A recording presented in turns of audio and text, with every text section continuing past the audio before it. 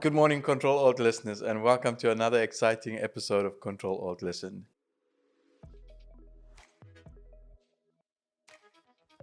Today, I'm really excited to be joined by Joe Martiniello, our SVP of Demand Generation at OpenText. Today's topic of discussion is going to be the evolution of marketing and how AI has been used to change the landscape of how we're leveraging AI in our marketing endeavors. Joe, welcome to the show. Suren, thanks for having me. I'm excited to be here. Thanks. Joe, I think as a starter, what would be interesting for myself and for the audience is to understand how has marketing evolved over the last 10 years? I want to go further back. Go Okay. 20 years. I try You to go keep back, it young. I want to go back. If you think about marketing, you go back 20 years, it was event driven. So it was events, direct mail, but it was to the masses. It was, you want to go after a certain company profile, you want to go after a certain type of individual, and it was just a broad messaging going out to a broad group of individuals. So you're going out to thousands of individuals with direct mail, you're doing events. And then around 20 years ago, you're talking about the internet now taking shape and starting to impact marketing as well. So websites were created and individuals were going there for information primarily. And then there was the realization about 15 to 20 years ago that they could actually use that to actually interact with the customers as well and not use it just as a publicizing location where they were just going to get content. They could promote their events that they were having. They could start to put digital content out there that they could download. They started, first thing it was a registration page was created or landing page, some people will call it, just to capture contact information of the prospects, customers that you would want to talk to. So that's going way back. Yeah. And then you go back to, I would say, somewhere 10, 15 years ago, and data became king. Now it was monitoring what the customers were actually doing when they were online, when they were at events, and being able to synthesize data helped change marketing altogether. It was, who are you going after? So you weren't going after 10,000 people, you're going after 5,000 of the right people. Yeah. And promoting your products and capabilities out to that audience as well. So that's, that starts to take us to a different place. And then now we have AI, and we're leveraging AI in order to further personalize to customers as well. So it's been a fascinating journey for me to see it change so much. Yeah, no, thanks. Before we go into like the deeper AI conversation, we spoke a little bit about the evolution of marketing. Yeah. Right? In your opinion, has customers evolved at the same pace, or have we reached a point where one is running slower than the other? Because I think marketing is a pretty broad-brushed conversation, right? And it's multi-channel and multifaceted. So how do you see that? That's an interesting one. Are we at the same pace as customers? It's challenging today. I think we're catching up, and I know we'll get into AI soon, but that's what's helping us catch up in marketing. Okay. I would say marketing was behind customers for a period of time. Customers were wanting things a certain way, and we weren't able to deliver it. So customers want personalized experiences. They want something to feel like you're speaking to them directly, and you know them.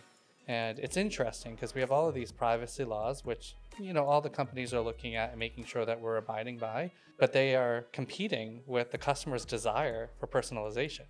Because you need to know a little bit about the customer in order to personalize that journey for them. Okay.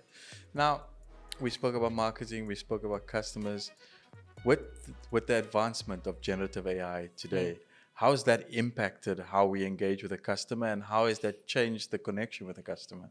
It's just starting. So to think that we know what the impact's going to be with generative AI, to me, we're not there yet. I'm not going to predict that today. We're starting to see how it can be used, how it can be leveraged. So when I talked about personalization and customization of content, generative AI models are helping us to make sure we're talking in the right tone, we're writing in the right tone. We are starting to leverage capabilities from an AI perspective in order to communicate directly with customers as well.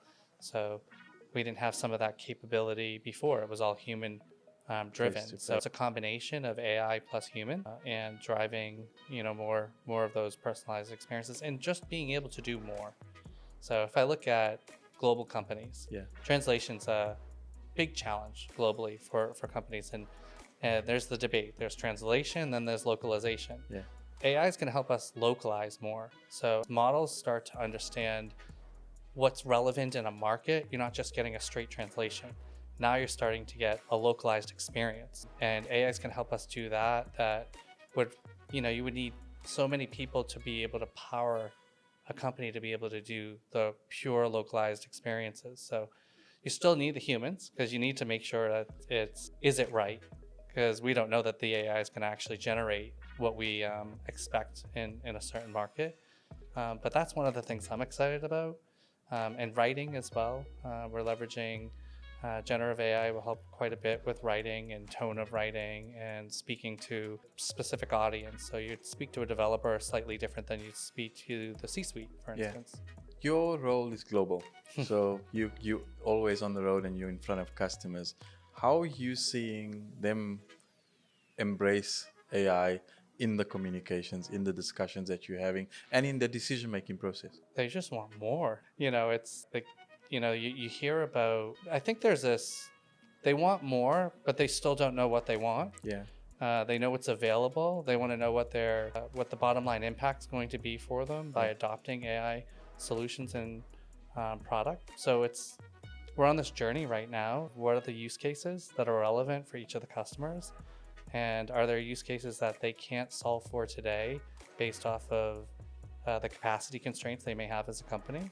And then can AI help them get beyond that? And Joe, do you see, I mean, there's a very blur line today in my mind between being a consumer and being a decision maker in an organization, and the leveraging of social media and marketing elements from a digital perspective. Do you see the shift towards more being digital, or do you still see the human interaction is a physical and important part in how people make decisions? Oh, it's both. It's not going to ever go pure digital. I think it depends on the product, solution, price point for those products and solutions. You'll never replace it at a high value. Like if you're talking a lot of money, companies aren't going to just turn over and credit card $300,000 or $400,000 of software. They're going to want to talk to somebody about that before they go to that level of investment. But they'll try it. They'll go through the experiences of understanding if the software and capabilities that they're interested in are worth having those discussions. And what does it really mean for, a live discussion today? If you think about it, so much has happened virtually. So you'll have virtual discussions with somebody. You could be meeting with somebody across the globe, leveraging video conferencing capabilities that we have today as well. So there's this fine line between in-person and video chatting that's helping quite a bit as well. And this is the second, phase of people trying to get to the virtual reality place. We had Second Life, if you go back 10, 15 years ago, and some companies were investing quite a bit in that technology to try to do and commercialize it from a B2B perspective, and it didn't land. Are we ready for that now? I don't know. Yeah, I think it's interesting. I have another guest speaker later on today, and we're going to be talking a little bit about the metaverse and, how that digital divide is actually playing an important part in our role. But Joe, thank you so much for your time on the show. But before we end, what are your top 3 takeaways that you'd like to leave with our audience? Marketing's changing as of every function. You had asked earlier, have we gotten closer? Yes, modernization of marketing has gotten closer to the customer and being able to deliver what customers want. So that would be number 1. Generative AI, number 2. What is it going to do? I don't know yet. We're all testing it out now, and it's going to be really driving the use cases that matter for customers. And number 3, don't fear it. It's here, and you could either do one of 2 things. You can either dive into the future, or you can hold yourself back. And I'm all about, let's go for the advancement and see what we can do together and evolve marketing. Yeah, thanks. I think it's important to understand that embracing technology helps augment our capabilities in terms of what we're able to deliver as a better experience for our customers. Excellent. So thank you for your time, Joe. And thank you very much for joining us on another episode of CTRL ALT Listen. Please don't forget to like and subscribe to stay up to date on the latest episodes that's going to be released. Thank you.